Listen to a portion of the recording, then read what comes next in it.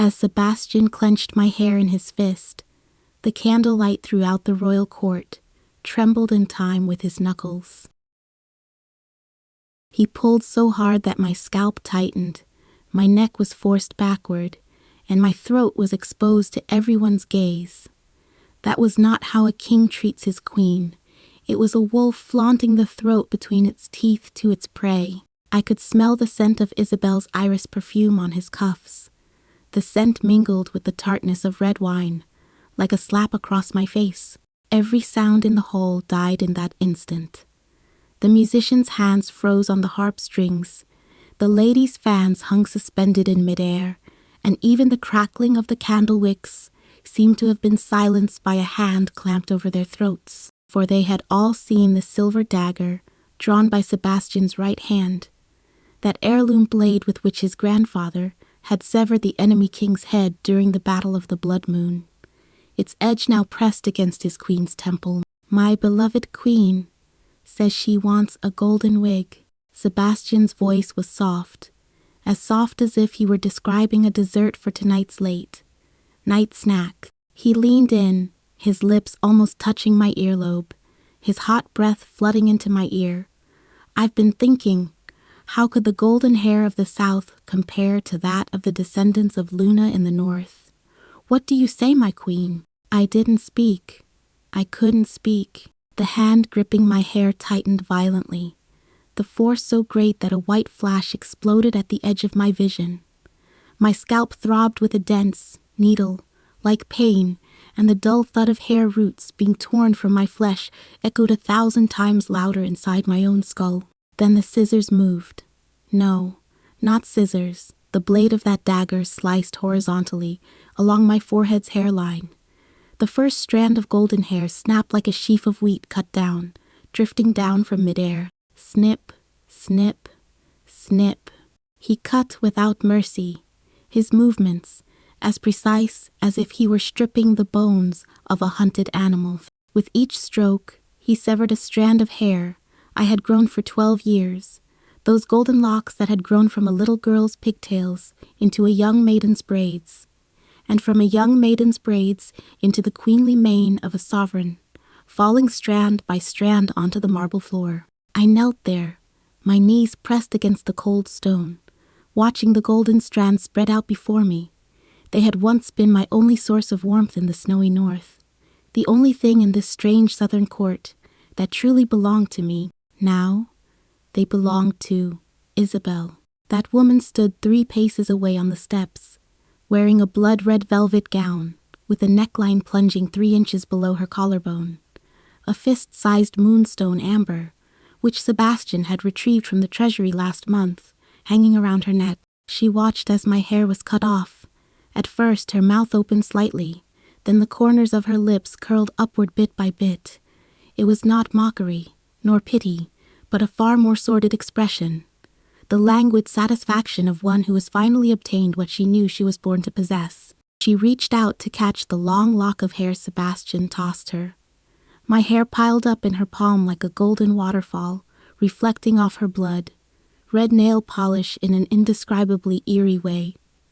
She buried her face in it and sniffed, then lifted her eyes to look at me and said in a voice loud enough for the entire room to hear, "Thank you for the gift, sister." My stomach clenched violently, not because of the word gift, but because she called me sister. What right did she have to call me that?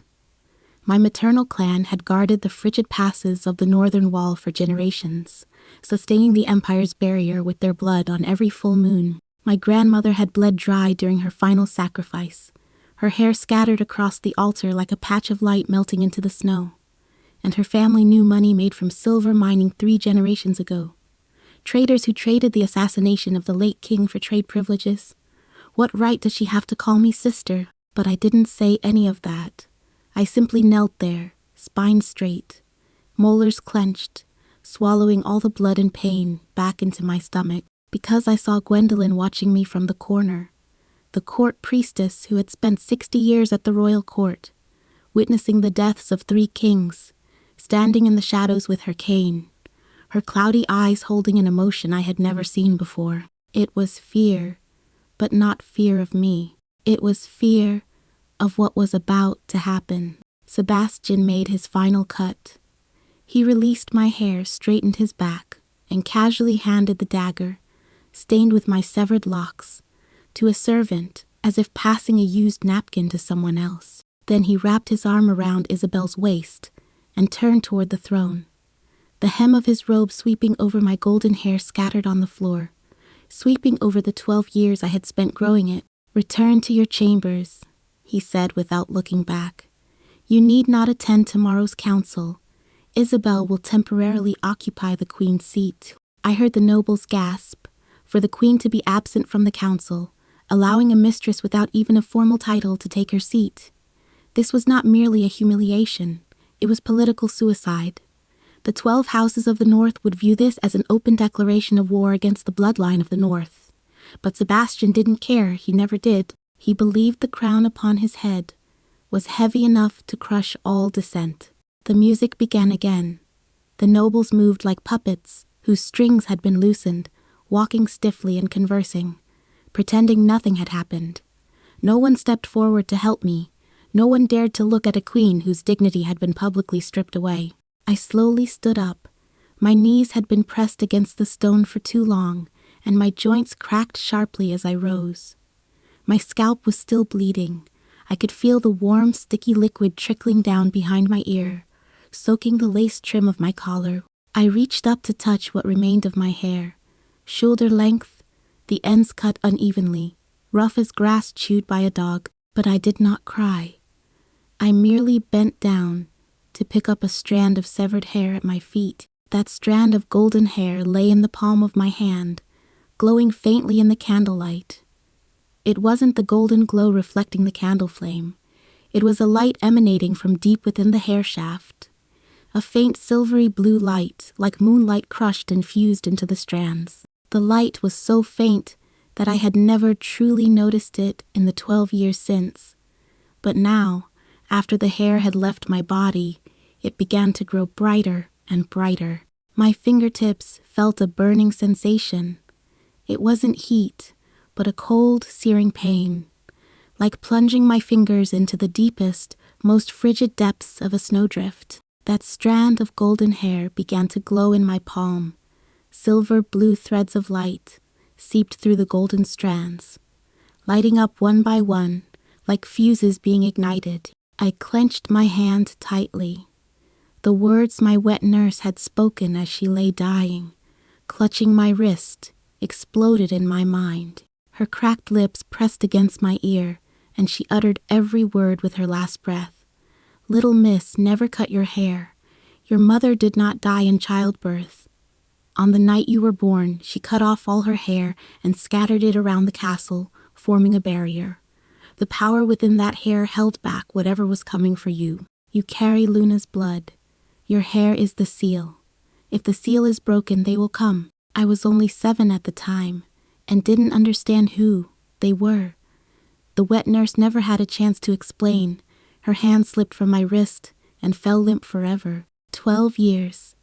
The barrier my mother had paid for with her life was severed by Sebastian with a dagger in less than 30 seconds. The moonlight outside the window began to change.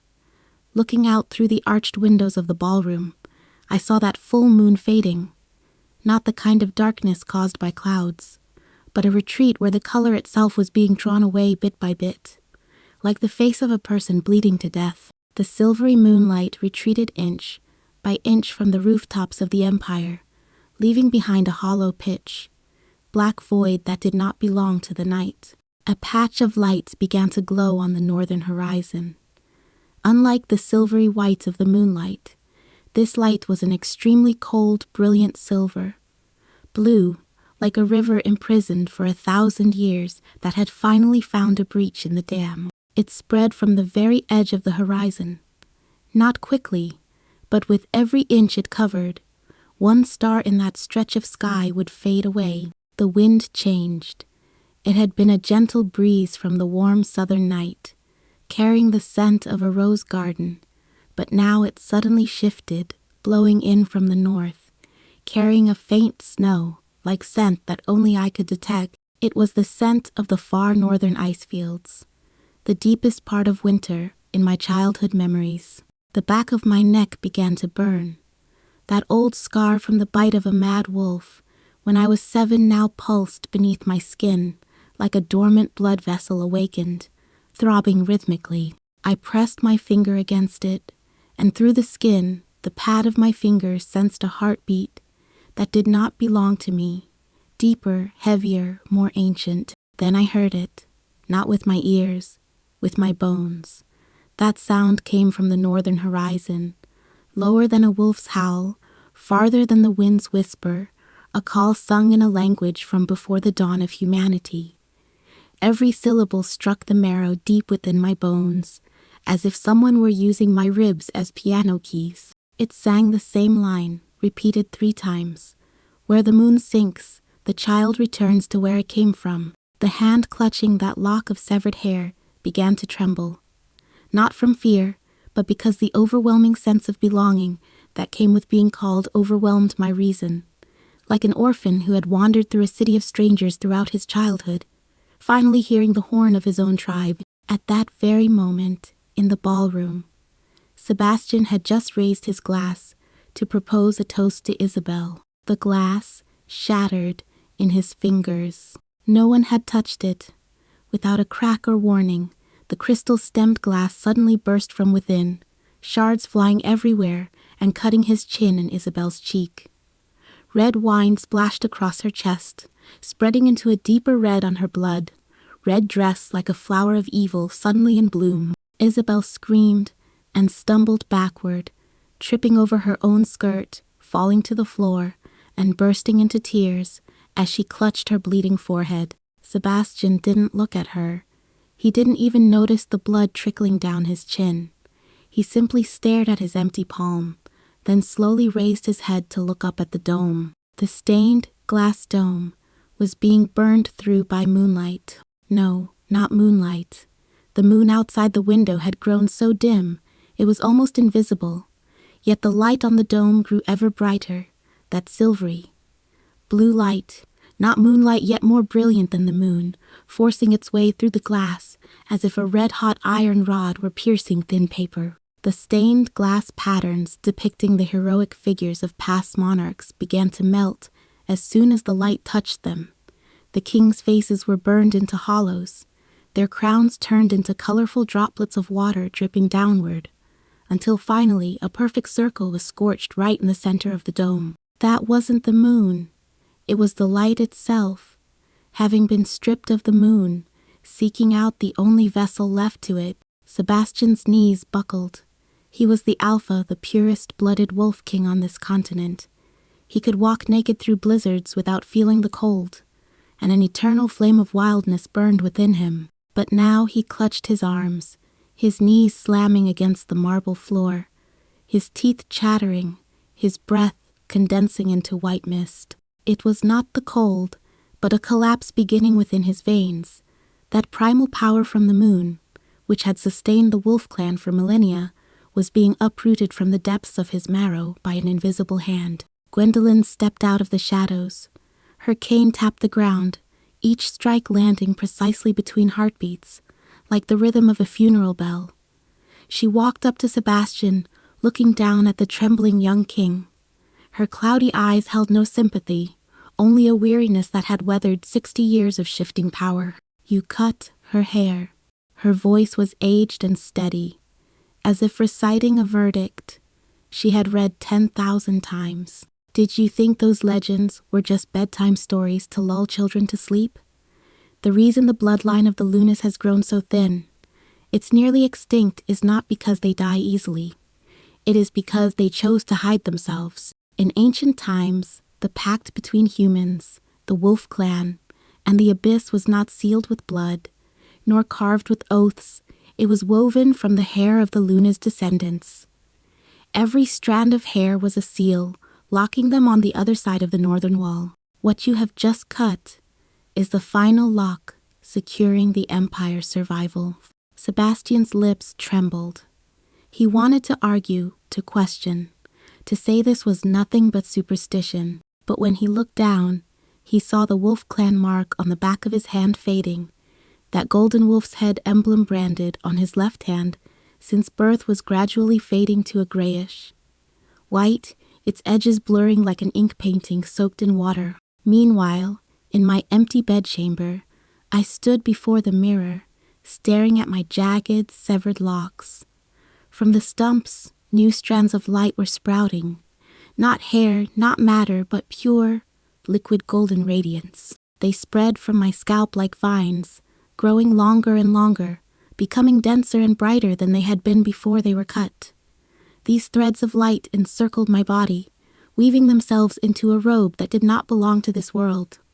Its hem fluttered without a breeze, tracing silver blue trails through the darkness. My eyes changed color in the mirror, from gray blue to pure gold, then from pure gold to pure silver. White, my pupils reflected the light from the north, which grew ever brighter. The figure in the mirror opened its mouth, but as the words came out, I could no longer tell if it was my own voice, or if some other presence was speaking through my throat. The breaker of the pact shall pay for everything. As the final syllable fell, the first watchtower of the northern wall collapsed with a thunderous crash amid the midnight bells. That massive tower, built of granite and standing for 3 centuries, crumbled into a heap of dust like rotten wood stripped of its skeleton. The soldiers guarding the tower tumbled into the snow unharmed, but when they climbed to their feet, what they saw was neither enemy nor wolf pack, but light filling the entire northern horizon.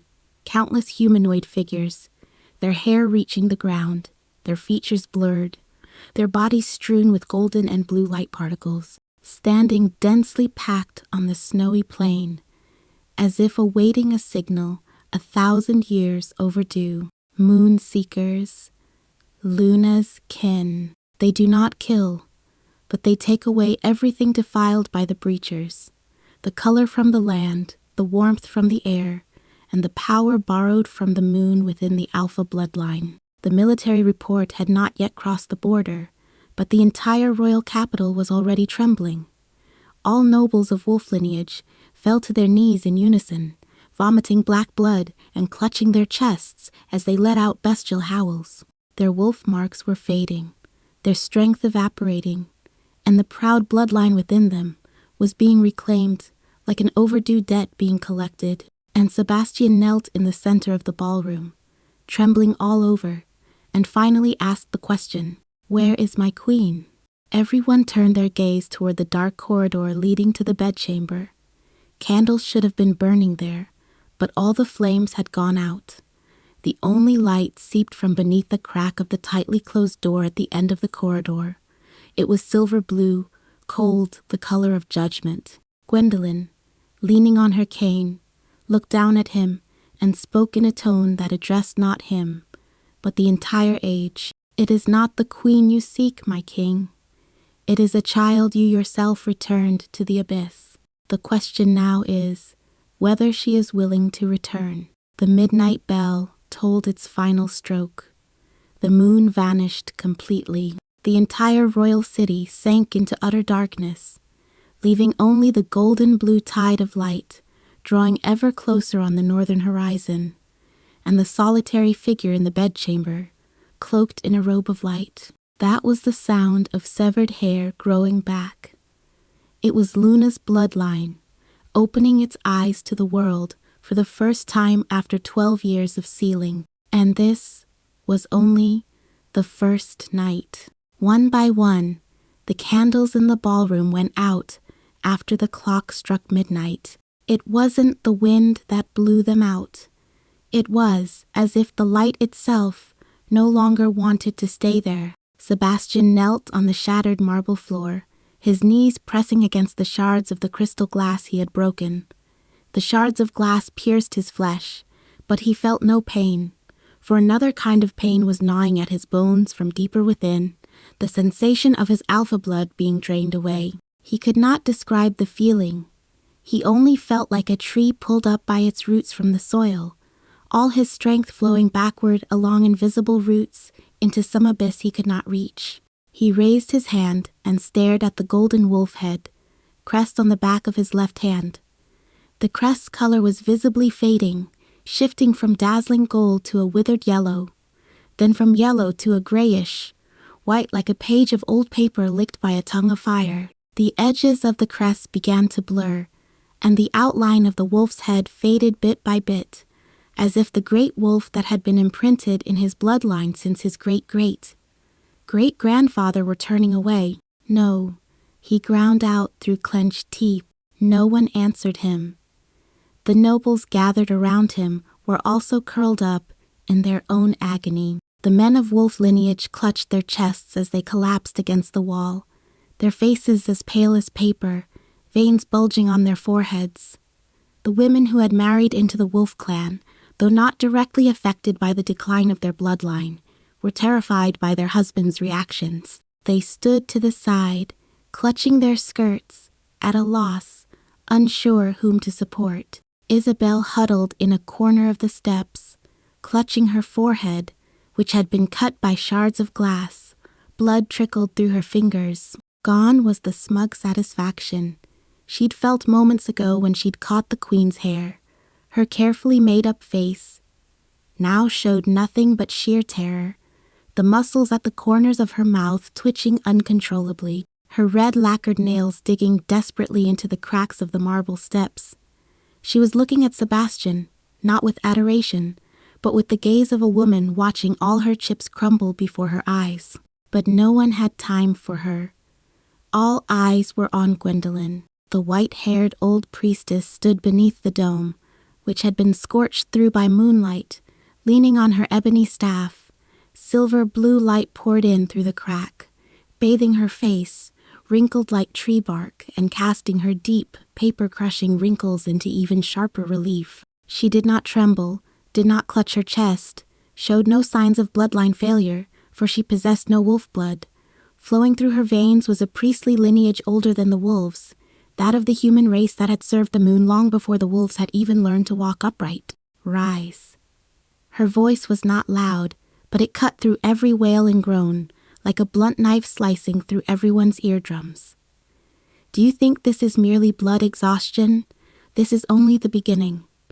When the moon seekers of the north cross the wall, every drop of wolf blood within you will be drained. Only then will you know what true fear is. A young baron crawled to his feet from a corner, traces of black blood still clinging to the corner of his mouth. His voice trembled. High Priestess, do the Moonseekers truly exist? Are they not just myths and legends? Gwendolyn turned to look at him, and the look in her eyes made him take a step back. It was not the gaze one casts upon a living person, but the look one gives a fool who has asked a question too late, one for whom the answer no longer holds any meaning. Have you ever served on the far northern frontier, child? She said, her voice suddenly softening, as if recalling something from long ago. I went there when I was young, 63 years ago. I was a novice priestess, traveling by sleigh with the previous high priest for 44 days, until we reached the Ice Soul Pass at the northernmost tip of the Great Wall. The walls of that outpost were built of black stone, unlike anywhere else in the empire, because the stones there weren't quarried. They were hauled up from the depths of the abyss. Do you know what the garrison soldiers told me? The Baron shook his head. They said that on every night of the full moon, something lurks beyond the wall. Not a wolf, not any creature visible to the naked eye, but light. A human-shaped light with long hair, faceless, standing motionless in the blizzard, facing the Great Wall. The sentries dared not shoot arrows, dared not call out, and dared not even stare at it for long, because if they looked too long, they would hear a voice, the kind of voice that makes you want to open the gates, walk out, and never return. The hall was so quiet. You could hear the faint chattering of everyone's teeth. Gwendolyn tapped the floor with her staff. The Great Wall has held them back for 300 years, not because of the thickness of the stone. It is because a seal is enshrined within the city, a bloodline barrier woven from the hair of Luna's descendants. Every 10 years, The North must send a descendant of Luna's collateral line to the Great Wall to have her hair cut, renewing the barrier. This is stipulated in Article 37 of the Imperial Founding Covenant. Every king who ascends the throne must dip his finger in the water of the moonlit spring and sign the parchment. The late king signed it. The king before him signed it. And the king before that signed it as well. She paused for a moment, her cloudy eyes turning toward Sebastian, who was kneeling amidst the shards of glass. "Did you sign it at your coronation, my king?" Sebastian's body went rigid. He had signed it. He remembered, on the day of the coronation, in the secret chamber of the Chapel of the Holy Light, the old chancellor had piled a stack of parchment, nearly as tall as a man before him, saying these were routine renewals of the ancestral covenants, requiring only the royal seal at the end of each. He had been hung over at the time, without even glancing at them. He had spent the entire afternoon affixing the seal, until by the end he could barely lift his hand. He had affixed the seal, but he didn't know what he had signed. Gwendolyn saw the answer in his face. She closed her eyes, took a deep breath, her chest heaving violently, then opened them again. There was no longer any disappointment in those eyes, nor any mockery, only a resigned calm. "You did not merely cut a woman's hair. You severed the Empire's final barrier, which had stood for 300 years, and violated your own coronation oath, and a king who breaks a blood oath." She paused. "You should at least remember your uncle's fate." Sebastian jerked his head up, his golden pupils contracting sharply. Of course he remembered his uncle's fate. He had killed him with his own hands. How could he possibly forget? But at the time, everyone had told him that his uncle had been overthrown because of tyranny, because oppressive taxes had enraged the nobility, because he had conspired with the southern barbarians. No one had told him that on the night of the full moon before his uncle's death, his uncle had also cut someone's hair. "Your uncle cut the hair of your mother," Gwendolyn said, as if reading his thoughts, enunciating each word clearly. "The wife your father married, your birth mother, came from the Fenry family of the North, with 1/16 Luna blood flowing through her veins. She is not strictly a descendant of Luna, but her hair still carries a faint power of the seal. On the eve of the coup, your uncle led his troops into her bedchamber and cut off all her hair, intending to weave a barrier of his own with it to withstand your father's counterattack. But the barrier failed to form. Because the hair was not given willingly, it was stolen. A stolen seal protects no one. It only enrages whatever lies beyond the barrier." At this point, she glanced at everyone present and revealed a truth buried deep within the Empire's official history, a truth that had been erased forever. Your uncle did not lose to your father's army that night. Your father had only 400 cavalry at the time. He could never have taken the inner city of the imperial capital, which was defended by 30,000 troops. Yet the city fell, because the defending soldiers saw that light on the northern horizon before dawn. The Moonseekers had arrived. They did not attack the city directly, they simply walked through it. Wherever they passed, all the defenders' weapons fell to the ground, and no one could pick them up, for the wolf blood power that had pierced their bones had been drained, leaving them without even the strength to grip a sword. Sebastian's breath caught. He had never heard this part of the story. His father had never spoken of that night in his presence, and the chancellors had always only said, "The late king was wise and valiant, defeating a superior force with a smaller one."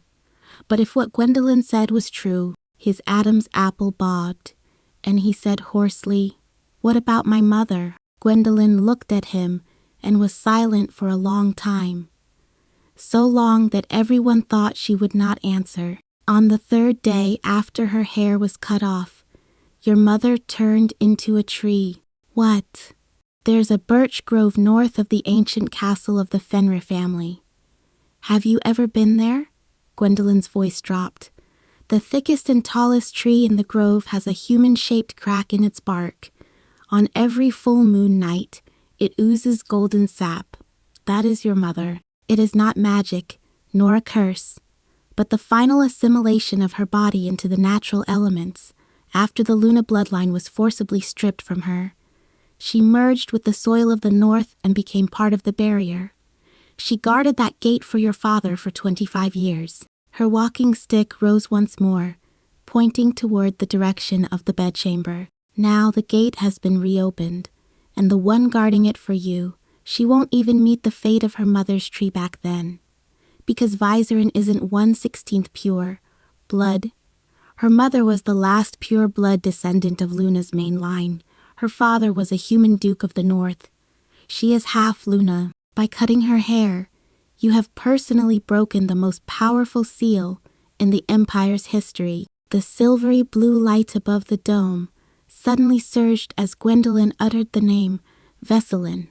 The beam tripled in thickness, pouring thunderously through the fissure and illuminating the entire ballroom as if it were broad daylight. Everyone was forced to shut their eyes against the glare, except Gwendolyn. She tilted her head back, gazing at the light, her lips moving as she murmured an ancient priestly prayer, her voice so soft that only she could hear it. Please forgive the ignorant ones of this land. They do not know what they have done. Meanwhile, in the bedchamber far from the ballroom, Vizerin stood before a mirror, watching the changes taking place in her body. The figure in the mirror no longer resembled a human. The golden threads of light sprouting from the stubs of her severed hair were no longer merely hair. They were living entities with a will of their own, slowly drifting, intertwining, and coiling above her shoulders, emitting an extremely faint sound like the clinking of ice crystals. At the tip of every strand of light, golden blue particles scattered, falling onto her shoulders, arms, and the hem of her robe, then melting into her skin like snowflakes landing on warm water. She raised her right hand and opened her palm. The strand of broken hair she had picked up from the ground had completely transformed into light within her palm. No longer physical hair, it was now a stream of golden blue liquid light, flowing back and forth between her thumb and index finger, neither dripping nor solidifying. She moved her fingers, and the strand of light twisted and shifted in response, like a glowing jellyfish kept in a transparent aquarium. She opened her mouth at her reflection in the mirror and saw that her pupils had turned completely silver. White, layers upon layers of light rings spun within her irises, each ring composed of dense, ancient runes she had never studied, yet recognized effortlessly, just as an infant knows instinctively how to find the nipple on its mother's breast. The first rune was return. The second was pledge. The third was repay. The meaning of these three characters, even if she tried not to think about it, was clearly etched onto the inside of her skull. The pledge of return. It was time to repay it. I did not summon you, she said to the mirror, her voice still barely her own, though tinged with a metallic echo at the end. I did not. No one answered her, but the strand of light dancing in her palm suddenly froze. Then, like a small snake lifting its head, it pointed straight toward the northern window. She turned her head in the direction it indicated, her gaze passing through the open window, through the layered high walls of the royal city and the plains of the outskirts, through the undulating hills 100 li away and the snow-capped mountains beyond, finally resting on the direction of the wall in the north. She saw it. It wasn't a sight seen with her eyes, but a perception more direct than vision. She saw the snowy plains beyond the wall filled with figures of light, the ones in the front row already pressed against the base of the wall. She saw that the gate, which had guarded the empire for 300 years, was beginning to glow from within. It was not moonlight, but the refraction of her own light. It was the seal woven from the hair of her bloodkin being drawn back to her. The source. She saw the garrison soldiers kneeling on the watchtowers, their weapons scattered on the ground. Some covered their faces and wept, others faced north, reciting ancient prayers taught by their ancestors. Still others slumped behind the battlements, their eyes reflecting a silvery blue light. Their pupils stained the same color as hers. The city could not be held. It was not about to fall. No one had ever been able to hold that gate. There was only one reason it had remained closed for 300 years. The beings beyond the abyss were willing to wait. And now they intended to wait no longer. Vizerin clenched her hands, and the light spilled through her fingers, shattering into countless specks that flew toward the window. She bit her lower lip, her tongue tasting her own blood, a tang of rust mixed with a strange sweetness like honey melted into snowmelt. Had her wet nurse lived to a ripe old age, she would likely have told her more on her deathbed. But the wet nurse didn't have that time, and at 7 years old she couldn't bear too much of the truth. Everything she knew was in fragments. Her mother's hair, blood-red snow, the barrier, the moon seekers, and the warning never to cut her hair. Before her hair was cut, these fragments floated without logical connection in the depths of her memory, like a jumbled jigsaw puzzle, and now the puzzle was assembling itself, each piece falling into place, fitting together seamlessly, revealing the complete picture from which she had instinctively turned her face away. The very first time she saw it, she was not merely Luna's descendant, she was the last vessel in the human world capable of bearing the full power of Luna's bloodline. Those strands of hair, the hair her mother had cut off, every strand that had once lived within her own hair, were never weapons, never a barrier, never any form of power that humans could comprehend. They were chains. They were the other end of the chain Luna had voluntarily placed around her own neck. Humanity held this end, and the abyss held the other, and thus the contract had been maintained for 1,000 years. And Sebastian had severed the human end of the chain. Veselin slowly walked toward the window, each step as if treading on clouds. This was no metaphor. Her bare feet truly did not touch the ground. Threads of light cradled the soles of her feet, creating a silver-blue membrane as thin as paper between her feet and the floor. She glanced down, then continued walking until she reached the window, where she rested her hands on the windowsill. The moment her palms touched the stone, frost patterns instantly spread across the surface. White ice flowers bloomed from the cracks, one after another climbing up the window frame and spreading to the walls, the ceiling and the bedpost behind her. She said nothing. She was simply pondering a very simple question. What should she do? There was a knock at the door. It was not the gentle tapping of a maid, but the dull thud of a walking stick striking the door. Gwendolyn's voice came from outside, aged and urgent, having lost the chilling calm she displayed in the ballroom moments before. Veselin, don't make any decisions. Hear me out first. Veselin did not move. With her back to the door, she gazed at the northern light streaming through the window. What kind of decision did my mother make back then? She asked, her voice passing through the door as clearly as if spoken right into his ear. When she cut off her own hair, what was she thinking? The door was struck again by Gwendolyn's staff, the sound as muffled as some ancient warning. Veselin, open the door. The young witch stood barefoot by the window, not turning around. She gazed at the light to the north. The moon-seekers had already crossed the first breach in the great wall, and the figures of light were passing through the cracks in the stone wall one by one, like mercury seeping through gauze. The garrison soldiers knelt on the ground, not in a gesture of surrender, but because their bodies had lost the strength to stand. What was my mother thinking when she cut her hair? There was silence outside the door for 5 seconds. She wasn't thinking of the Empire. Gwendolyn's voice suddenly wavered. A rare tremor ran through her aged tone. She was thinking of you. She knew that cutting her hair meant tearing down the barrier of her soul.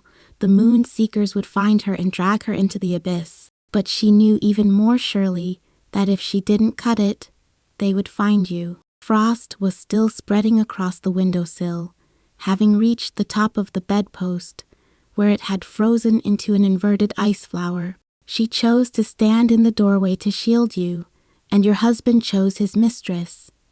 The old priestess spoke the final words softly, So softly it was as if she were stating a fact too exhausting for her to express any anger over. Veselin finally turned around. Her face was almost transparent in the silvery blue light. The threads of light sprouting from the stubs of her cut hair had grown to her waist, like countless tiny galaxies encircling her body. Those eyes, now pure silver, gazed at the door, piercing through the wood's grain to see the hunched old man standing outside. So, is vengeance also part of the nature of the lunar bloodline? Gwendolyn took a deep breath. Not nature, a privilege. The door opened. It wasn't Viserin who opened it. It was the threads of light that opened it for her.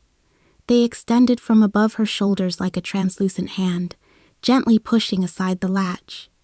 Gwendolyn stood in the doorway, her staff suspended midair, her cloudy eyes widening suddenly the moment she saw Viserin. "You have changed," she said, her voice devoid of fear, holding only a belated sense of awe. "Faster than any generation I have ever seen." Veselin stood barefoot on the frost-covered floor, golden threads of light swirling slowly around her body, as if a living aurora had been torn from the sky and wrapped around her. She looked at Gwendolyn. Her eyes, now pure silver, had lost the focus of human pupils, and the rings of light swirling within were spinning faster and faster, layer by layer. "You've come to me to persuade me to save him." Gwendolyn did not deny it. She walked slowly into the room, leaning on her staff with every step. Another layer of frost settled on the stone tiles beneath her feet. A chill radiated from Viserin. Not the cold of winter, but the freezing cold of the bottom of an abyss where the moon never shines, where even the air freezes. "I did not come for him." Gwendolyn stopped 3 paces away from her. "I came for those outside who have nothing to do with this matter. Once the Great Wall falls completely, the Moonseekers will march south. They do not kill, but they will take away all power from those with wolf blood, including newborns just a month old, including little girls in their cradles, who do not yet know what an alpha is. Have you seen what a wolf child looks like after its bloodline has been drained?" Veselin did not answer, but the corner of her right eye twitched. "They won't die, but they'll never be able to stand on their own. Their bodies will be weak, their eyes will never turn golden again, and they'll struggle to speak clearly. There are 3 villages in the north that were affected during the last Moonseeker infiltration. To this day, their people still have to be carried out on people's backs." Gwendolyn took a breath, her hand clenched so tightly around the top of her cane that her knuckles turned white. "You have no right to make decisions for them. I'm not the one making decisions for them." Videline's voice finally betrayed emotion, rage suppressed to the extreme, like magma boiling beneath a layer of ice. "Sebastian is the one making them. When he cut off my hair, did he think of the babies in the north? Did he think of his grandfather's oath? Did he even consider for a single second whether I deserved to be treated like a human being?" With every word she spoke, the threads of light around her grew brighter, while the sky outside the window grew darker. Gwendolyn felt the frost at her feet creeping upward, climbing past her ankles, freezing the hem of her skirt, but she did not step back. "He isn't worth saving," she said. "But are the descendants of those lunar collateral lines in the north worth it? Those children defending the city are still kneeling in the snow, using their bodies to block the breach. They thought you would come. They also said one thing. It was transcribed in the military report and included in the urgent dispatch. Do you want to hear it?" Veselin's chest heaved violently, and she squeezed a single word through clenched teeth. "Speak." "They said, 'The Queen has not abandoned us.'" The silver-blue threads of light froze for half a second. Viserin closed her eyes. A thin layer of frost had formed on her lashes. Her lips pressed into a tight line. Her entire face resembled a marble statue that had not yet received its final chisel stroke. Then she opened her eyes. "Take me to him." Sebastian was still kneeling in the center of the ballroom. Most of the nobles around him had already dispersed. Those who could crawl had retreated to the bedchamber, and those who couldn't were dragged away. Only a few elderly werewolf courtiers, loyal to the royal family for generations, remained in the corner, gritting their teeth and holding on despite the agony of their bloodline evaporating. Isabel was curled up on the steps, pressing the torn hem of her skirt against the wound on her forehead. Her cries had long since grown hoarse. All that remained was the heaving of her shoulders. No one comforted her, no one even looked at her. A mistress who hadn't dared to go over and help the king when he fell would never be respected in the royal court. When Vizerin entered the ballroom, every flickering candle flared to life in a single instant, not with warm yellow light, but with a cold silvery blue glow. The light leapt from every wick, tilting toward her like iron filings drawn to a magnet. Sebastian looked up. He saw her as she was now, and his entire body froze. It wasn't because her hair had turned to light, nor because of those silver eyes. It was because of her expression. He had seen that expression once on the battlefield, back during the Northern Campaign, when the commander of an enemy force that had slaughtered an entire village was pinned beneath his feet. It wasn't hatred, nor was it anger. It was the gaze of a judge who had already passed sentence, looking upon a prisoner awaiting execution. "You may rise, and then listen to me." Her voice was soft, but every word drove like a nail into his skull. "Gather your remaining troops. Anyone who can ride, head north. Reach the Ice Soul Pass before dawn. You no longer possess the power of an alpha, but you are still human, and your soldiers are human too. Human hands can still move stones. They can block the breach." Sebastian's lips turned pale. "You want me to defend the city? I'm not asking you to defend the city. I'm asking you to watch." Vizerin lowered her eyes to look at him, her chin slightly raised. At that angle, the light streaming through the dome fell precisely on her face, tracing a sharp silver outline around her features. "Look at the city gate you sliced open with a single stroke of your blade. Look at those soldiers you've exposed to the brink of death on a mere whim. Look at what the abyss, which you thought existed only in legend, truly looks like." She paused for a moment, then added, each word like a shard of ice. "I want you to watch with your own eyes as I stitch up the wounds you've inflicted. Not for you, but for those who've done nothing wrong." Sebastian opened his mouth but couldn't speak. He wanted to say, "I'm sorry," but the words were choked off before they reached his tongue. For Vizerin had already walked past him, a thread of light sweeping across his cheek, cold as a streak of frost that the sun would never melt. She walked directly beneath the dome and tilted her head back. The crack in the dome, scorched open by light, was now fully exposed, revealing the sky beyond. Swallowed by darkness, the moon had vanished, and the entire sky was eerily clear, devoid of even a single star. Only the silver-blue light on the northern horizon grew brighter and closer. Gwendolyn followed behind, leaning on her cane, as she walked to Vithline's side and whispered, "What are you going to do?" "What a descendant of the Covenant must do." Vithline raised her right hand. The strand of broken hair she had picked up from the floor floated up in the light, hovering above her fingertips and beginning to spin rapidly.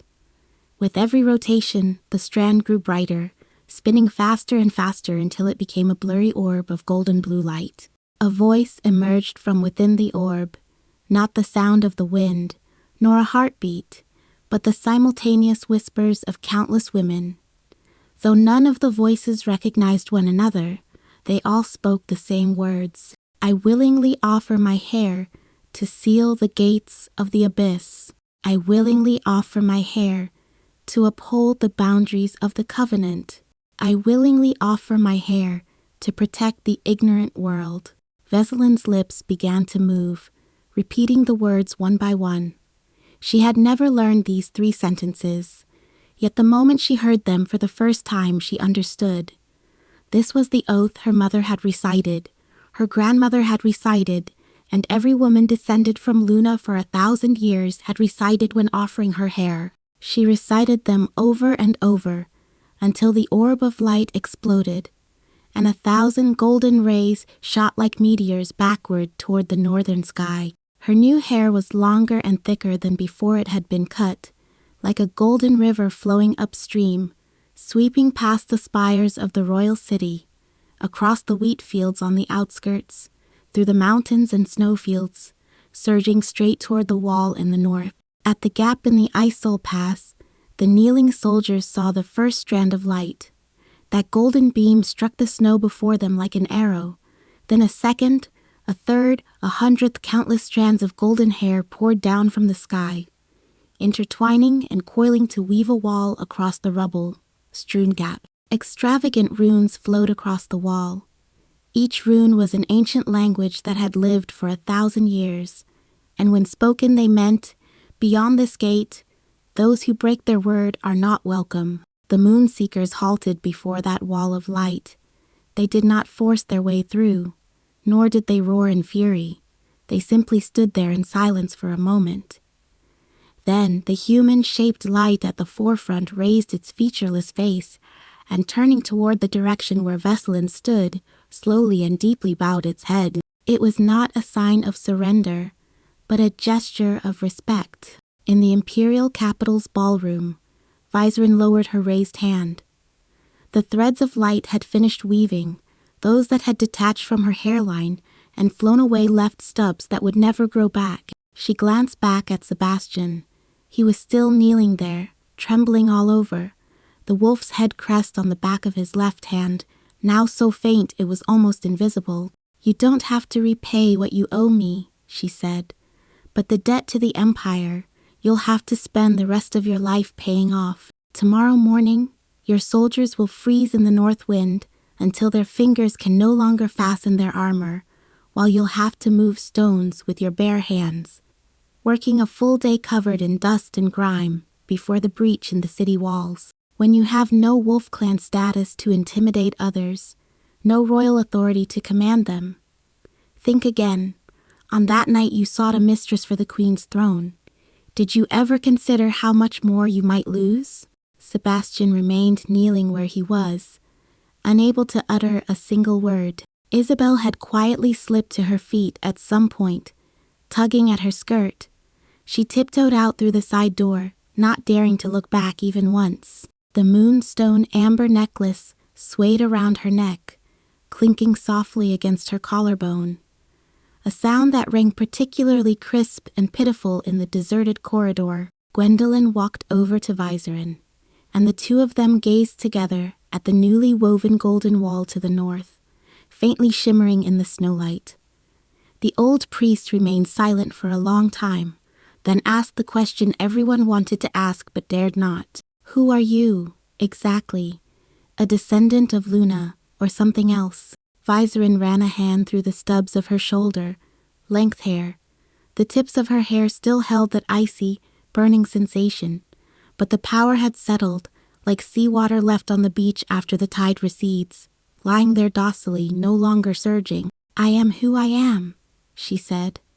"A woman whose hair was cut off and then grew back on its own." The light of the north did not fade that night. It shone on the breach in the wall, on the bonfires the garrison had rekindled, and into the city gates, which, for the first time in 300 years, remained unlocked on a night of the full moon.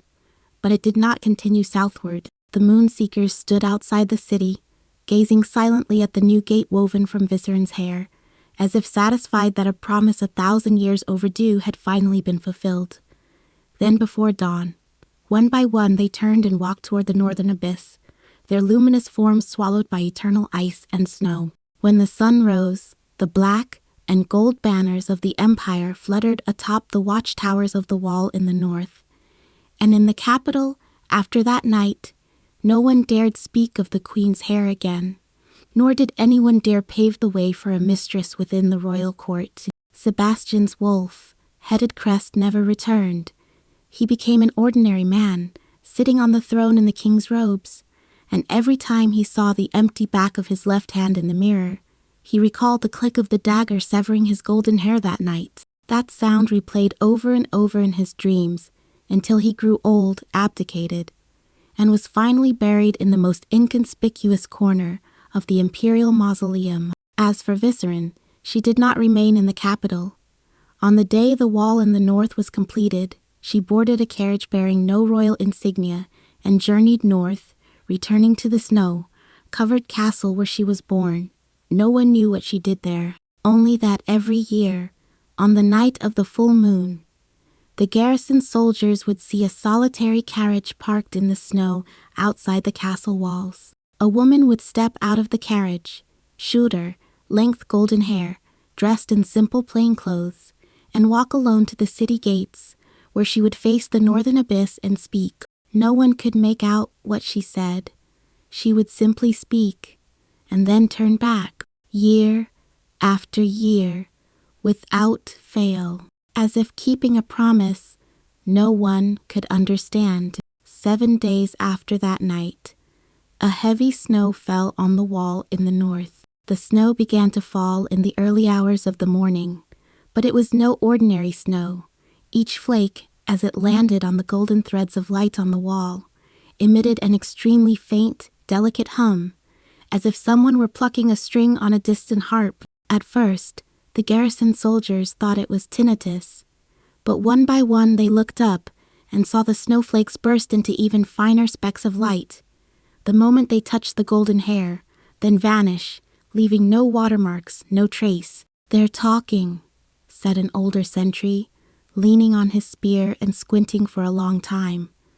"The hair and the snow are having a conversation." No one asked him what they were saying, because no one dared to know the answer. The Great Wall's restoration was progressing much faster than anticipated. The web of light woven from that golden hair had not only sealed the 12 breaches, but had also seeped into every crevice of the wall, clinging to the granite, which had been pulverized by the moonseekers, as firmly as plant roots, binding the stones that had crumbled to sand back together. Artisans tried to chip off a small piece with a chisel to test its hardness, but the chisel chipped instead, while the threads of light remained utterly undisturbed. Sebastian stood on the ramparts at the Ice Soul Pass, watching the faint silver, blue glow emanating from the crevices in the stones below his feet. He wore a plain military cloak without the royal crest. His hands were blistered, with mud, dust, and dried blood caked between his fingers. It had been 7 days since he'd been working alongside the rank and file soldiers, hauling stones, pushing carts, and mixing mortar. Without the support of his alpha power, his muscles began to ache on the 3rd day, swelled like over-risen dough by the 4th, and by the 5th he could barely hold his bowl steady. But not a single person helped him. It wasn't that they dared not. It was that they wouldn't. At dusk on the 7th day, he climbed down from the city walls, crouched beside a pile of stone, and held his knees as he gasped for breath. The collar of his military cloak chafed the back of his neck, and the cold wind blew in, making his collarbones ache. He had never felt cold before. For 26 years as an alpha, the wild fire burning within him had allowed him to weather even the coldest blizzards of the North bare-chested. Now that fire was extinguished, "Your Majesty," a voice came from behind him. He turned his head and saw Gwendolyn standing in the snow, leaning on her staff. The old priestess wore a heavy sheepskin robe, the collar wrapped tightly around her neck, revealing only a deeply wrinkled face. She did not bow, nor did she speak a single word beyond the formal address. She simply handed him a letter without a wax seal. The Queen sent it. Sebastian's thumb paused the moment it touched the paper. It was thin, neatly folded, and unfolded to reveal just 3 short lines. It was her handwriting. He recognized it, that neat yet slightly slanted script, every descender cut off with excessive sharpness, as if the writer were always in a hurry. The letter read, "The lords of the 12 houses of the north have arrived at my castle. They do not intend to accept your abdication decree. They want my signature. Before you finish moving the stones, tell them what my surname still is." Sebastian turned the letter over. The back was blank.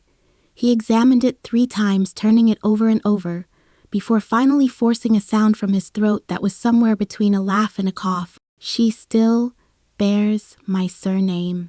Gwendolyn said nothing, merely watching him. That look was exactly the same as when she'd watched him kneel in the ballroom. Not pity, but the gaze of an old woman who'd seen too many rises and falls, observing yet another young man who'd fallen and bruised himself on the steps of fate. "This is not forgiveness," she finally said, her voice torn in half by the north wind. "She simply understands better than you do that. Once the queen is struck from the royal genealogy, the great wall barrier she has woven anew will lose its legal foundation. The 12 houses of the north recognize only blood pacts. How long that wall stands depends on which line of the imperial genealogy her name is inscribed upon." Sebastian clenched the letter, his knuckles cracking with the force. He wanted to say something a king ought to say, like, "I will personally negotiate with the 12 houses, or prepare a carriage for the north at once." But he glanced down at his worn out palms and suddenly felt as though all words were stuck in his throat, unable to be swallowed or spoken. 7 days ago, he had been the ruler of a nation, capable of deciding the fate of any territory on the continent with a single word. Now he could barely even lift a stone. What right did he have to speak of negotiating with the 12 houses? She knew it would come to this. He heard his own voice, hoarse as a broken gong. Did she know before she cut her hair? Gwendolyn did not answer, but the silence itself was the answer. In the north, in an ancient castle, 7 days' journey from the Ice Soul Pass, Vizerin sat at the desk she had used as a child. Outside the window lay a vast white expanse of snow, stretching endlessly to the very edge where sky met earth. A thin layer of frost had settled on the castle's stone walls. But inside the room, a fire of pine logs burned, its warm yellow glow dancing across the walls and casting a long shadow of her. She had changed back into her northern clothes, a gray-blue robe without any embroidery, with tight cuffs and an old leather cord tied at the waist. She had trimmed her own hair with scissors, cutting it just to the level of her shoulder blades. The tips no longer had any highlights. It was simply ordinary blonde hair, glowing with a warm hue in the firelight. A map of the north lay spread out on the desk. The edges of the parchment were frayed, and 3 lines had been drawn on it in charcoal. During his lifetime, her father had used this map to command 17 border campaigns, large and small, marking each victory with a circle. At that moment, her finger rested on the largest of those circles, Ice Heart Pass. Footsteps sounded outside the door, heavy and in unison, the soles of iron boots clacking against the stone floor, carrying the unadorned, imposing presence characteristic of the north. Then the door was knocked 3 times. "Enter." The door swung open, and in walked the 12 clan leaders of the north. They were all clad in black wolf fur cloaks, their epaulets embroidered with their respective family crests. The Arctic wolf, the snow pine, the anvil, the bow and arrow, the blood moon, each emblem had endured the winds and snows of the north for over 300 years. The length of their genealogies was enough to make those self-styled noble upstarts of the south sink into the ground in shame. Leading the group was Duke Fenrir, her maternal uncle, a man well past 60 whose back was straighter than that of any young man. His wolf-head shoulder patch was silver gray, matching the color of his half-white beard. He walked to the desk, placed a hand over his heart, and bowed his head slightly. Not as a courtesy to the queen, but as a salute to their bloodline. "The house of Fenrir is assembled," he said, then glanced back at the 11 people behind him. "All 12 houses are present." Vizerin rose from her chair, placed her hand over her heart as well, and bowed deeply to the 12 house lords. It was not the queen's nod, that was the submissive gesture women used toward men in the imperial court. What she performed was the equal-ranking bow exchanged among the great house leaders of the north. Hands crossed over her chest, fingertips touching just above her collarbone. Her waist bent until it was parallel to the ground, holding the position for 3 seconds before slowly straightening. All 12 house leaders froze for a second. Then one by one they bent in return, to a queen who had no army, no title, and had been publicly humiliated by her husband. The North does not recognize the Iron Throne. It recognizes only blood and oaths.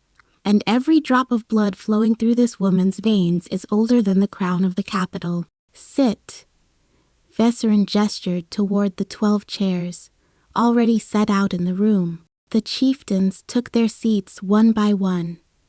Their movements were heavy, so heavy that the chair legs scraped against the stone floor with a dull grinding sound. 12 men, 12 weapons. Some wore broad-bladed axes at their waists. Others carried terrifyingly long two-handed swords. And the youngest, the heir of House Odin, even had a prototype flintlock pistol tucked at his side, its barrel glowing with a faint blue metallic sheen in the firelight. We have received word that the wall has been repaired. Duke Fenrir cut straight to the chase, his voice as coarse as gravel rolling over iron plates. Using your hair. Yes, the Moon Seekers have retreated, for now. What do you mean, for now? Vesselin rotated the map in front of her halfway, so that all the clan chiefs at the table could see it. Her fingertip rested on the breach in the wall, then slid northward, gliding beyond the map's edge into a blank area, where only 3 ancient runes were inscribed, meaning entrance to the abyss. I didn't repair the wall, she said, her voice as flat as if reading a battle report. I repaired the lock, but the other end of the lock is still clutched by the abyss itself. My mother cut off all her hair back then just to pull this chain from the abyss to the mortal realm. And on the night I was born, she fastened it around me. Now the chain has snapped, and I've mended it, but the joint has formed a knot. A knot is no lock, and sooner or later it will come undone. The room was so quiet, you could hear the pine wood crackling in the fireplace. The young master of the House of Odin was the first to lose his patience. He leaned forward. Then what do we do? Why don't you just seal off the entire abyss? Isn't your blood? Odin, Duke Fenrir said, lowering his voice. The young man fell silent immediately, confusion still in his eyes, but he dared not speak again. He was the youngest of the 12 chieftains, having only succeeded his father last year. He had never met Viserin's mother, nor had he attended the previous sealing ceremony. Before he was born, he had only read in the parchments what the Luna bloodline meant to the North yet. The words on parchment could never truly convey the sensation of goosebumps running down his spine when those things outside the city walls stared at the back of your head night after night. It cannot be sealed, Viserin replied directly, showing no impatience at being interrupted. The abyss is not a being that can be sealed away. It is a void, a realm stripped of the natural order, containing things older than the Luna bloodline. The 12 years my mother traded her life for were stolen, by locking me and the abyss together, making the abyss wait willingly.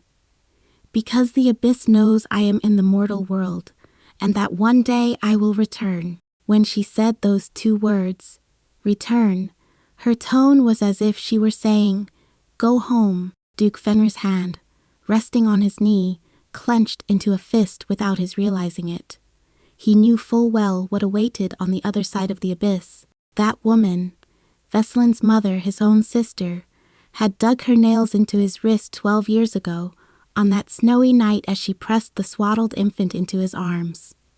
The scars she left still remained. If one day her hair is cut, do not stop her. Let her go.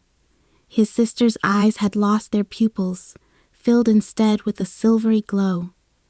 Let her return to the abyss. That is her destiny. He kept those words locked inside him for 12 years, until the night the news reached the north that Sebastian's dagger had severed Viserin's hair.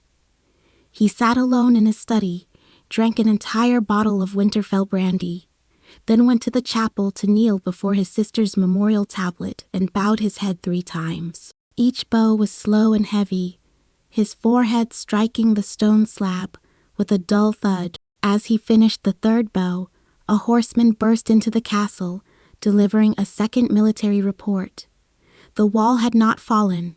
The queen had sealed the gates once more with her hair. In that moment, Fenrir knelt before the ancestral tablets and wept uncontrollably. Now he looked at his niece sitting behind the desk, her short hair just touching her shoulders, dressed in plain cloth, wearing no jewelry, with no crown on the table and no maidservant standing in the corner.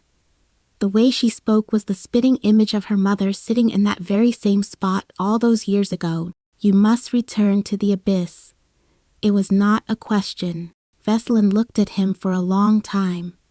The fire in the hearth danced in her eyes, casting a warm golden glow over her pure silver pupils. Not now. But I need the 12 clans to do one thing for me. Speak. Spread the news to the south that Sebastian has been stripped of his alpha powers. The 12 clan chiefs exchanged glances. The young master of the Odin clan furrowed his brow, tapping the barrel of the gun at his waist, clearly unable to grasp the significance of this request. But it took Duke Fenrir only 3 seconds to figure it out. His old wolf-like eyes narrowed slightly, and a faint scheming smile played at the corners of his mouth. You want to stir up chaos among the southern wolf clans. A king without alpha power sitting on the throne is like a piece of meat without a lock placed among a pack of wolves, Vicerin said, tapping the location of the royal capital on the map. Those viceroys, governors, and legion commanders in the south, every single one of them is of wolf blood. The reason they kneel on the steps of the imperial capital is because Sebastian is the alpha, the strongest among them. Now the strongest wolf has turned into a sheep, yet he still wears the crown, still holds the queen captive, and is still protected by the great wall he has heavily fortified. Tell me, what do you think will happen next? The young master of the Odin family finally understood, his eyes suddenly lighting up, not with admiration, but with the kind of excitement one feels when rubbing one's hands in anticipation before a battle. They'll come to snatch the meat. Number Vicerin shook her head, a bitter smile curving her lips. They'll come to kill him. But whoever kills the Alpha King will be struck down by his blood curse, so they need a legitimate reason, such as the Queen removing his crown. Duke Fenrir stared at her without blinking, speaking slowly and deliberately. You intend to depose your husband. The moment he cut my hair, he stopped treating me as his queen. I am his queen now not because I want to be, but because I need this title as the legal bond that ties me to the royal city. When the other end of the chain is clenched in the abyss, I cannot stray too far. Vicerin said, rising slowly and walking to the window. The snow-covered plain outside was deserted, save for a faint silver-blue halo in the distant north, like the aurora before dawn. But it was no natural phenomenon. It was her hair glowing on the city walls. I want to run, she said, her voice shedding for the first time all the composure she had maintained in the hall. I've wanted to run for a long time. But the bloodline of Luna cannot run, because if I run, the walls will crumble. I'll say this here. Until I find a way to permanently seal the abyss, none of you need worry that I'll leave him. The young master of the House of Odin opened his mouth, his impetuous heart brimming with the question, why does it have to be you? But this time he truly did not voice it, for his gaze had fallen upon the nape of Veserin's neck. When she turned away, the ends of her short hair had lifted one side of her collar, revealing a patch of skin. From behind her ear to the center of her nape, a dark blue rune was slithering beneath her skin, like a snake trapped within a blood vessel. It moved slowly, occasionally rising to the surface to trace the outline of a glowing ancient character. That character was Yue. Of the 12 clan chieftains present, only Duke Fenrir recognized the symbol. He had lived 63 years and had seen the same mark on his sister's nape, as well as on his mother's. This mark appeared on every female descendant of Luna.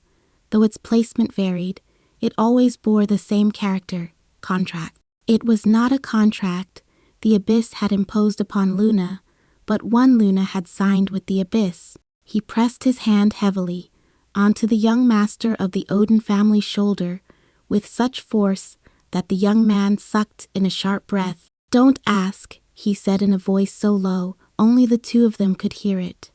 "The fact that she sits before us alive is already a debt the Empire can never repay in this lifetime. As for the rest, whatever she says, you do." In the imperial capital to the south, beneath the same night sky, Sebastian awoke in his military tent. He had been dreaming. In the dream, Viserin stood on a snowy plain wearing a gray-blue robe he had never seen before. Her back to him, her shoulder, length hair whipped by the north wind. He called her name, but she did not turn around. She merely spoke a single sentence. "Do you remember what the first thing I said to you was on the night of our wedding?" He couldn't answer in the dream. He couldn't answer in reality either. After waking, he lay wide-eyed on the camp bed, staring at the canvas ceiling damp with dew, searching his memory over and over. What was the first thing he had said to her on the night of their wedding? He remembered drinking heavily, being ushered into the bridal chamber by a crowd of officers, and then seeing her sitting on the edge of the bed. Her silver hair cascaded like a waterfall, covering half the bed behind her. She wore a wedding gown made by a southern court tailor. It clearly didn't fit quite right. The shoulder seam was off by half an inch, but she didn't adjust it. She simply sat there, her hands folded on her knees, looking up at him. That gaze held neither fear nor anticipation.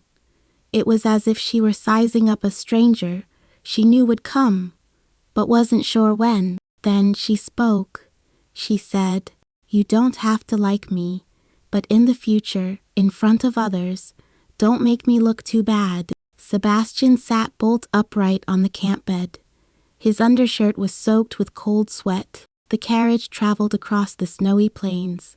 For 4 full days, Viserin sat in the carriage with an unopened letter on her lap. The envelope bore the imperial royal seal. Thick drops of golden red wax had hardened at the edges from the biting north wind.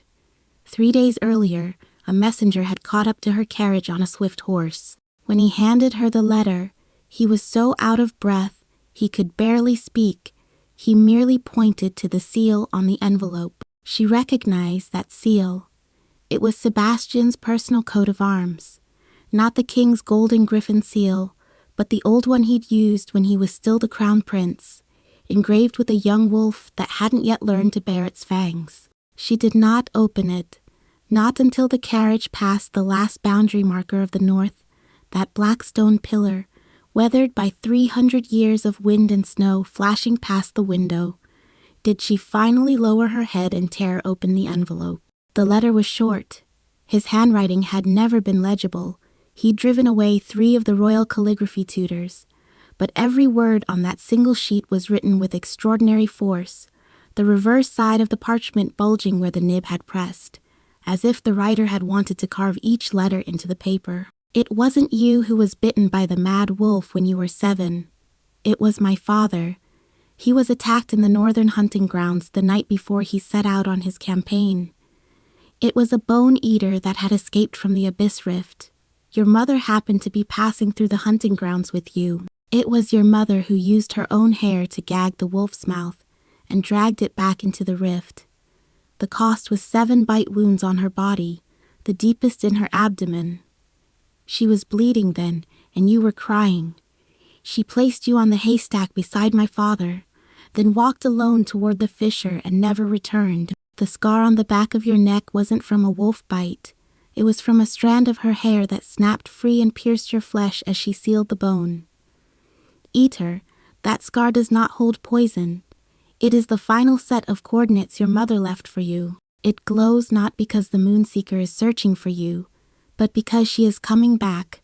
It took me 3 days to comb through the royal archives to gather these records. I know that once you've read this, there will be no turning back. Fine. But do not hate the wrong person.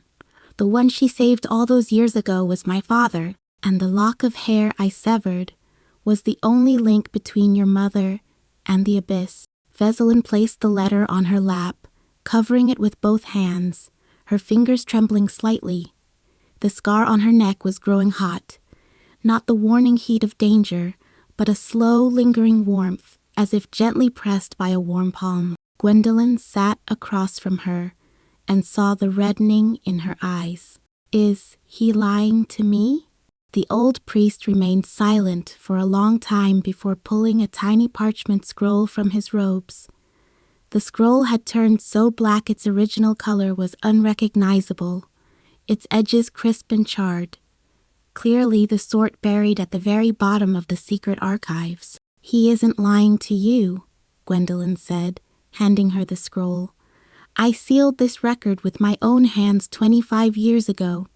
At the time the old king forbade me from speaking. Your mother shielded you from that wolf, not him." The old king feared that if the world learned a descendant of Luna had shielded the Alpha King from the Abyss's rift, it would undermine the supreme authority of the Alpha bloodline. He rewrote the incident report, erasing your mother's name. What Sebastian found was the original classified file. This copy I secretly stashed away all those years ago. Veselin took the parchment scroll but did not open it. She gazed out at the white expanse beyond the window. Tears rolled down her cheeks, but her voice remained steady. "My mother is still alive." "Alive." Gwendolyn's voice was dry. "Inside the abyss, alive. Her body has become the other end of the chain. Not a fallen corpse, but a living, conscious anchor. She has held that gate shut with her own consciousness for 19 years, awake every single moment. You are not alone, child. Your mother has been on the other side of the abyss all along, watching you with open eyes." The carriage continued across the snowy plains of the north, its wheels crunching through the thick crust of snow. Veselin folded the letter and tucked it into the pocket of her undershirt, close to her skin. Then she folded the parchment scroll and placed it alongside the letter. "Turn around." The coachman called out from outside. "Your Highness," I said, "turn around." Back to the capital. The carriage traced a wide arc across the snowy plain, the hem of her gray-blue robe fluttering in the north wind that swept through the carriage window. She did not go to the castles of the north, nor did she seek out the 12 houses, nor did she head straight for the abyss to meet her mother's embrace, an embrace that had waited 19 years. She returned to the place where she had once bled and bled. For now, she knew that she was not the only one who could lock that door. There was another key. Inside the abyss, pressing against the latch from within, she had not slept a single night in 19 years. That was her mother. If Luna's bloodline had only one remaining descendant in the mortal world, her mother should be outside the abyss, and it was she who must go to fetch her. The moment she decided to turn back, the civil war in the south had already begun in the imperial capital, thousands of miles away. The governors of the 6 southern provinces had joined forces, claiming that King Alpha had lost the favor of the gods and his reign was no longer legitimate, and demanded that Sebastian abdicate. The vanguard of the rebel army had crossed the Crescent River 3 days ago, and was now less than 40 li from the royal city. Sebastian had not sent troops to meet them. He had transferred all the royal city's garrison forces to defend the Great Wall of the North.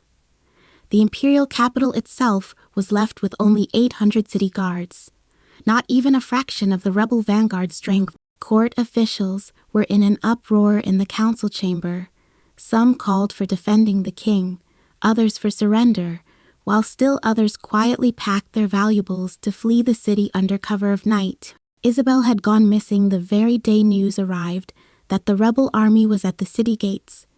A maid reported that she had boarded a carriage bound for the south, leaving behind the moonlight amber necklace around her neck, on the dressing table, likely deeming it unsafe to flee while carrying such a valuable item. Sebastian sat alone on the throne. The great hall was empty. The burn through in the dome had not yet been fully repaired, It was only temporarily covered with a layer of canvas, and cold wind and sleet poured in through the cracks, stinging his face. The back of his left hand was bare. Now that the wolf's head crest had vanished, his skin was as smooth as a baby's palm. He looked at his empty left hand, and suddenly recalled the words Vesrin had spoken to him on their wedding night. What had he replied to her after she'd said that? "You are my queen. I will not disgrace you."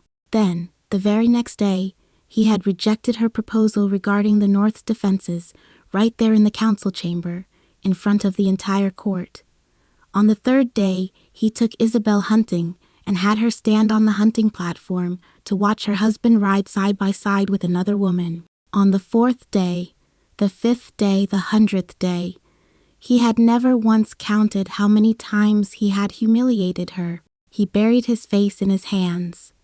The blisters on his palms had scabbed over, and the rough, hard crust scraped against his eye sockets.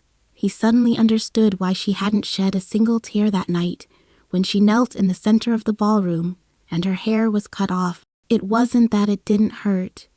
It was that this woman had been hurt so many times that tears had lost their ability to express pain. The sound of hooves echoed from outside the hall. A swift horse charged through the palace's main gate. The guards at the entrance didn't even attempt to stop it. For the rider wore a gray-blue northern robe, had short hair cut to her shoulders, and eyes that shone entirely with a silvery light. Vizerin swung herself from the horse, flung off her cloak, and shoved the wooden doors of the great hall open with one hand. The 2 panels slammed against the stone wall, producing a dull thud. Sebastian rose from the throne, his body swaying slightly. His knee struck the armrest, and he sucked in a sharp breath of pain. She stopped right in front of him. They were less than an arm's length apart, close enough for him to smell the scent of snow from the north on her and the smoky pine from the hearth. Sebastian froze for a moment, then closed his eyes and took a deep breath. He had written 3 versions of that secret letter, each beginning with "Your mother is alive," but he had scrapped every one. His hand had been too heavy, the parchment pierced by the pen tip in 3 places. In the version he finally sent, he had omitted all embellishments, writing only the facts. "I know. Your scar isn't a scar. It's a coordinate." Vizerin looked at him. That face was a shadow of the man who had married her 10 years ago. The pride and cruelty that had once shone in his golden eyes were gone, replaced by a thin, fragile film that seemed ready to shatter at any moment. She suddenly raised her hand, pressing her right index finger against the back of his left hand. The wolf's head crest was no longer there. Only a faint bluish, gray shadow remained, like ink left beneath the skin after a brand had been washed away. The moment her fingertip touched his skin, a sliver of golden light flared from within the bluish. Gray, the light was so faint it was almost invisible, yet it did not fade. Gwendolyn walked to the entrance of the great hall, leaning on her cane, and stopped just outside the threshold without entering. She saw that sliver of light, and her lips moved silently, forming the word impossible. An alpha bloodline that had been drained could not be reborn. This was an ironclad law written into the very fabric of the universe. Yet Viselin's fingertip rested on Sebastian's hand, and that golden light pulsed beneath her fingertip, like a faint pulse that shouldn't be alive but was. Luna's bloodline can lock doors, and it can unlock them, Gwendolyn murmured to herself, her voice so soft only she could hear it. Her mother was locked in the abyss for 19 years, and she opened a door from outside the abyss. The one she opened was him. Veselin did not hear these words. She simply withdrew her hand, looked at Sebastian, and spoke the words she had decided to say the moment. She dismounted at the entrance to the hall. "How far are the rebels from the capital?" "Less than 40 li. Where are your troops?" "Defending the cities in the north." "Apart from the north." 800 garrisons. Vizerin turned to glance at the courtiers gathering outside the hall. Those old men in their finery peered from afar, wanting to approach yet afraid to do so, their expressions a veritable spectacle. some with drafts of surrender documents hidden in their eyes, others with secret letters from enemy generals tucked in their sleeves, and still others already rehearsing their oaths of allegiance to the new king in their minds. She withdrew her gaze, unfastened her cloak, and tossed it aside, revealing the old leather cord at her waist. It was the sword cord her father had worn in life, a cowhide strap worn white with age, unadorned with any gems, with only a silver blue bead the size of a fingernail dangling from its end. It had been braided from a strand of her own newly grown hair. In that instant, every candle in the great hall suddenly flared half an inch brighter before returning to normal. The courtiers did not notice, but Sebastian's pupils contracted sharply. His wolf blood powers had been drained. Yet his senses had not entirely faded. In that moment, he sensed that all the light in the hall had shifted toward the woman by an angle invisible to the naked eye. Vizerin walked to the throne, turned, and stood with her back to the chair that had been empty for 3 days, facing the hall full of courtiers. Her short hair fluttered slightly above her shoulders, not because of the wind, the hall's doors were closed, but because she was, in some way, summoning back the light scattered throughout the royal city. Issue the order. Her voice was not loud, but every word seemed amplified by some invisible medium. The armies of the 12 houses of the north are already on their way, and will arrive before dawn tomorrow at the earliest. Tell the rebel leaders outside the city. It is true that King Alpha has lost the power of the Wolf Clan, but the Empress of the Empire still bears the name Luna. As long as a descendant of Luna stands before the throne, the gates of the abyss will never open toward the south. If they truly intend to lay siege, I shall recall the threads of light from the Great Wall to seal the imperial capital's walls.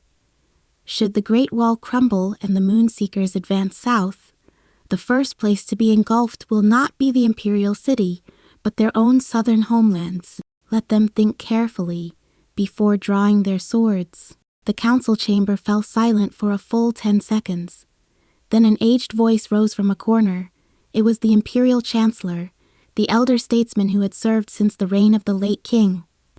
He shuffled forward unsteadily and knelt before Vizerin, not on one knee but on both. His silver-streaked hair fell over his shoulders as his forehead struck the cold stone slab. With a dull thud, years ago, this old servant concealed the truth about your mother from the late king. His voice trembled. Every word seemed to be wrung from his throat. On the day your mother was dragged into the abyss, it was this old servant who burned the campaign records with my own hands. I have knelt before the ancestral altars for 19 years, yet I cannot atone for this sin. Today, as you stand here, this old servant has nothing to offer you, only one thing to say. He raised his wrinkled face. His eyes were cloudy, but his gaze was unwavering. My granddaughter is 11 this year. Please, before she grows up, lock this door shut for good. Vizerin looked at him, making no move to help him up. Her expression was neither merciful nor angry, but a heavy, resigned acceptance. Unlike anything one would expect from someone her age, as if a truth that should have been seen long ago had finally surfaced on its own. Stand up, she said. The old chancellor did not move. She repeated herself, this time with a hint of command in her voice. Only then did he slowly rise to his feet, his knees trembling, yet his back straighter than it had been in the past 10 years. I don't care about your knees. I want the truth. On the day my mother was dragged into the abyss, you were there. What did you see? The old chancellor closed his eyes for a moment, then opened them. In that instant, every wrinkle on his face transformed into something profoundly deep. Attention held in check for 19 years, finally released. She wasn't dragged in. She walked in of her own accord. She placed the child on a haystack, glanced back at the old king, and spoke a single sentence. She said, "Tell my daughter that mother has gone to guard a door, and I don't know when I'll be back. Make sure she eats well." Then she went inside. Tears finally began to fall from Vizerin's eyes. It was not a wailing collapse, nor uncontrolled sobbing. She simply stood quietly before the throne, tears falling one by one onto the gray, blue lapels of her gown, soaking into dark, bean-sized wet patches, her expression never faltering. Gwendolyn approached from behind and pressed an old handkerchief into her hand. The handkerchief was frayed from washing, and a crooked crescent moon was embroidered on one corner. Her wet nurse had embroidered it when she had a high fever at the age of 7. It was this very handkerchief her wet nurse had used to wipe the sweat from her brow. She clutched the handkerchief tightly, closed her eyes, and felt in the darkness that the scar at the back of her neck was emitting a very gentle warmth, as if someone were gently patting her shoulder from a great, great distance. "Mom," she said in a voice only she could hear, "I've eaten. It wasn't very good, but I ate." Before dawn, a sudden commotion arose among the rebel ranks outside the city. From the northern horizon, 12 long trails of fire snaked toward the royal capital. The armies of the 12 houses of the north had not waited for daybreak. They illuminated the entire snowfield with torches soaked in pine resin. 12 different clan banners fluttered in the wind and snow, each one leading a column marching in silence. At the very front was Duke Fenrir, his silver-gray beard crusted with frost, clutching a drawn two-handed sword whose blade reflected the eternal, unyielding silver-blue glow of the northern horizon. The rebels did not lay siege to the city. Before dawn, their commander rode alone to the city gates and looked up at the short-haired woman standing on the ramparts. She wore a gray-blue cloth robe, her waist cinched only by a worn leather cord, with no guards behind her. The commander remained silent for a long time, then unsheathed his sword and planted it in the ground. He turned his horse around and rode away. He had recognized her.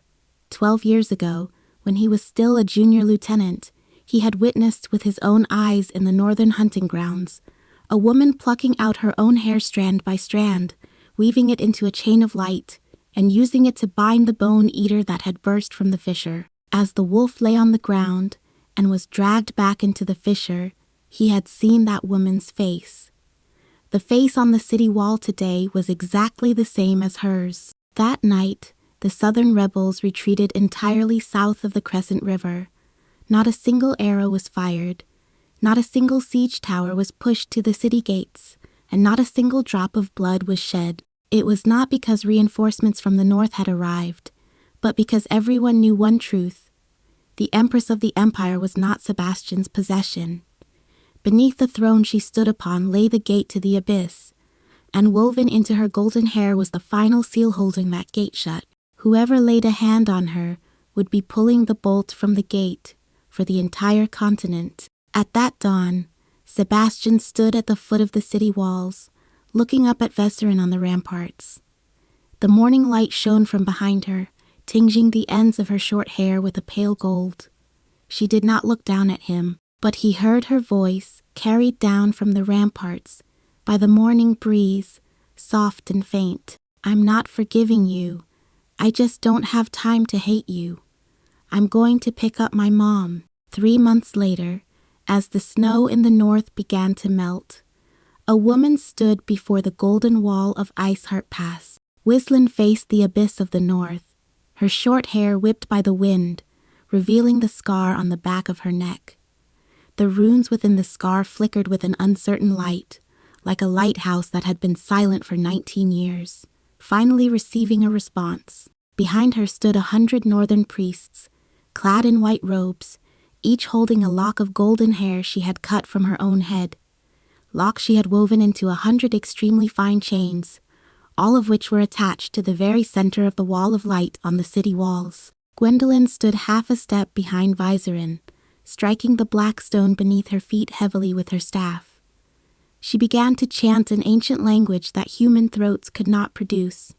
Her song sounded like ice shattering, and with every syllable she sang, the wall of light grew thinner. When it had thinned to its final layer, Viserin took a deep breath and flung the golden strand of light, as thick as a thumb and woven anew from all her severed hair, violently toward the abyss. The strand of light snapped taut in the air, its tip driving deep into the darkness so thick that even light could not penetrate it. On the other side, someone caught it. The hand was small, as thin as a withered twig, but the 5 fingers gripping the strand of light were clenched so tightly that its fibers cut into the flesh.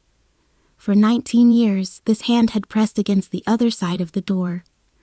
Now the door was finally open. Veselin gripped the light cord with both hands and took the first step backward.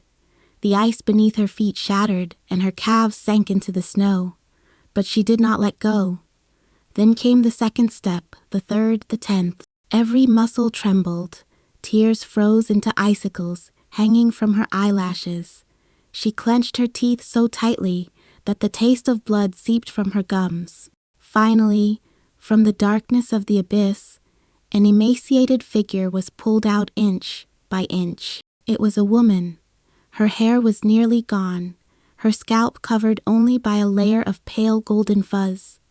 Her cheekbones were high and sharp, her eye sockets sunken. Her robes had long since been torn to shreds. Her bare feet, covered in deep cracks, stood on the snow like a bird torn apart by a storm and pieced back together. But she stopped. She did not fall. She stood on the snow of the north, squinting as she lifted her head. The sunlight stung her eyes until tears streamed down her face. She had not seen the sun in 19 years. Viserin released the light cord, collapsed to her knees in the snow, braced herself with her hands, and gasped for breath. She looked up at the gaunt woman before her. The woman also looked down at her, then slowly crouched down, extending the hand where the light cord had carved a deep bone. Exposed gash and touched her shoulder, length hair. "Why did you cut it?" The voice was so hoarse it was barely recognizable as human. Her cracked lips parted, each word stained with blood. "When you were little, Mother used to comb your hair. You were afraid of the pain and would run all over the castle crying." Viserin threw herself into her mother's arms, burying her face in the rotting mesh, like fabric of her mother's robe. Her shoulders shook violently, and she wept so hard she could not make a sound. 19 years had passed. She had grown from a 7-year-old girl into a woman who had guarded the Great Wall and pulled the chains of the abyss. But in this moment, she was simply the daughter her mother had once placed on a haystack, wondering when her mother would come home from work. Her mother held her head, lowering her chin to rest against the top of her hair. With her eyes closed, a single thick, blood-tinged tear finally trickled from the sockets that had been dry for 19 years. "I'm home," she said, each word as slow as if she were relearning how to use human vocal cords. "Your hair, it will grow back." Veselin shook her head in her mother's arms, choking out a faint, almost inaudible sound. "It doesn't need to grow back, Mom. It's enough."